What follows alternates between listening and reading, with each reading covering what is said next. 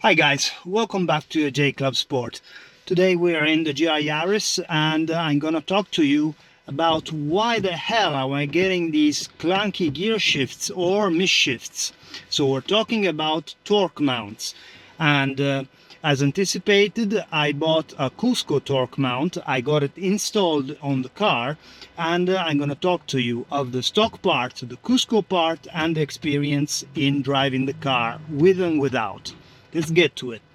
Just to clarify what you're seeing in this video, I had to make this video in more moments because it's before and after installation.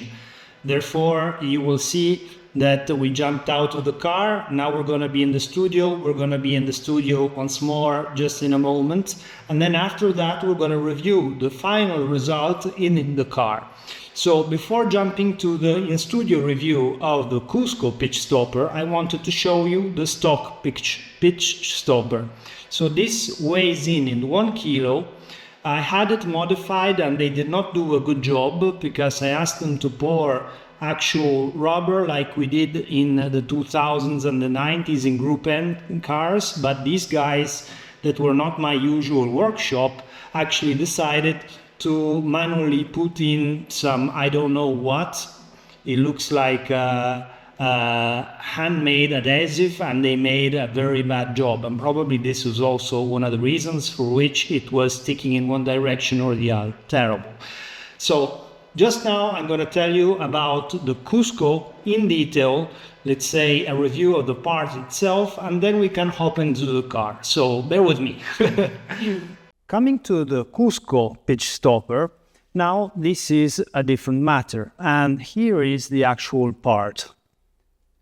It's all made of steel, and basically it has two strakes that come all the way down to almost meet the center cap that holds the bearing, and then it has two gusset plates on the two sides that you see like this and so. You see the nice Cusco writing here also. And these go to keep the main bearing that actually has got an insert that is made of stainless steel, and it has rubber that does not wear out because it's solid. And this rubber, by the feel of it, is 70 or 80 Shore. It's between 70 and 80 Shore. This is by experience, just feeling it. It's not engineering rated, but this gives you a good idea. So why this one above of other options? So first of all, I weighed it, and it weighs in with this little but very precise scale I have. It weighs in at 1,318 grams, so 1,018 grams, that is 1.3 kilos exactly, and therefore it's quite light, although it's in steel. And the property of this part is, in fact, of stopping the engine pitch through amounts of torque that are huge, not only by the movement of the engine between acceleration and deceleration, but also through jumps and potholes that cause even very big stress on this specific component. So to me, it is important, and it's a good thing, let's say, that it is in steel, because although this piece is super reinforced and I don't foresee this breaking under almost any circumstance, you would like it in steel because it could bend instead of breaking. So this means that it keeps your car still operational even after an event. And this is, of course, what you want. And if it were in aluminum, for example, you would need to factor in an engineering safety margin that is much greater than in relation to steel on a component that is safety critical like this one. This means that there can be gains of weight, but when we're talking of 1.3 kilos on a full car, I mean, we would be talking of 100, 200, 300 grams tops, and still you would have a part that in an event of breaking would actually break off, because there are very few aluminiums that especially in this kind of products that can actually bend. So this is why I chose this part. And once again, I paid in full for it, and I got it through the distributor Weberg Engineering, but I could have got it from many others here in Europe I serve myself from, and I just wanted to make this sure for everybody else. Why did I not buy other products? Well, there are various out there. There is one Italian brand with 3 letters that many people say that I have known in the past personally, and I've seen products of, and they're obviously not at the level of engineering I'm used to. Therefore, this is not an option. And by the way, on this, you can already read on the forums that the insert wears out in very few kilometers. That's because it's poor material and poorly engineered. Then another good one in aluminium instead is, and the only other option I would use is the Verkline. I like that one very much by design, but I have no first-hand testing on this. And there are other brands that make some, another English brand that makes some, that also makes intercoolers on this, but I do not like that one because the insert, first of all, it's aluminium, and in this case, for me, it's not so interesting.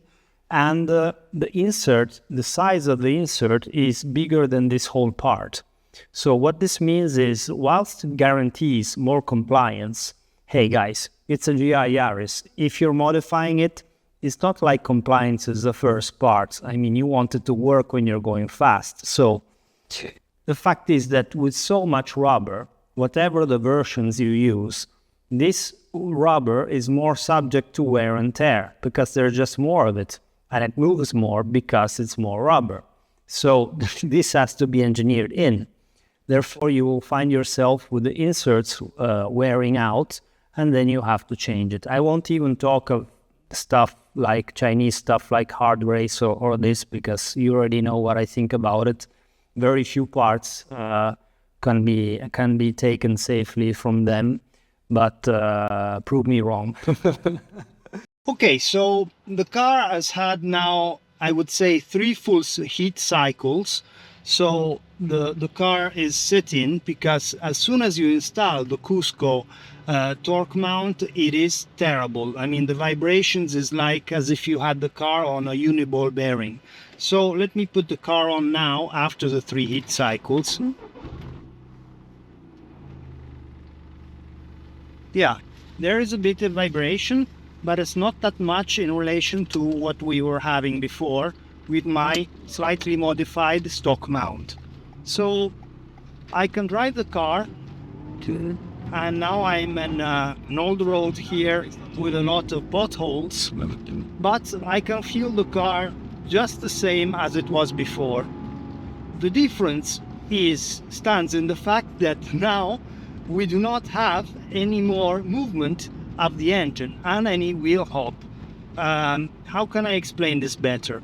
Basically, between giving throttle and releasing the throttle, there was a slight movement of the engine before, and this movement created 2 problems to me. The first one was the precision of the driving at very, very high levels. When I pushed the car really at over 90%, and I'm lifting off the throttle, even if I compensate with the left foot braking sometimes and then again with gas, there is some movement making the engine move that I do not like at all.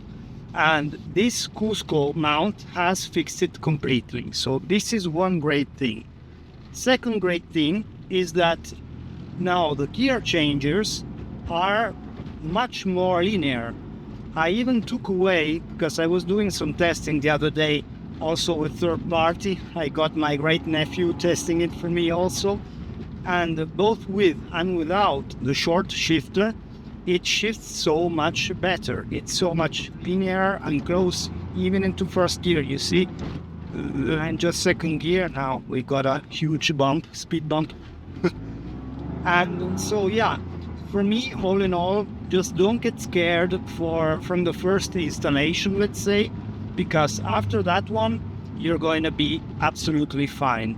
And the Cusco mount, as I said, is interesting because it's made of steel. So whatever happens, even if you had some kind of jump, that is what usually breaks these longitudinal torque mounts, or if you had any other kind of problems like a bigger accident, it's more probable that this part would bend instead of breaking.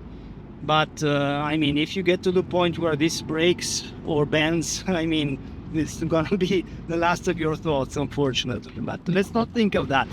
I think it is a great addition, and now really this was, after all the arms on bearings, the last thing that was moving in my car, in the specific vehicle, and I must say now it is spot on.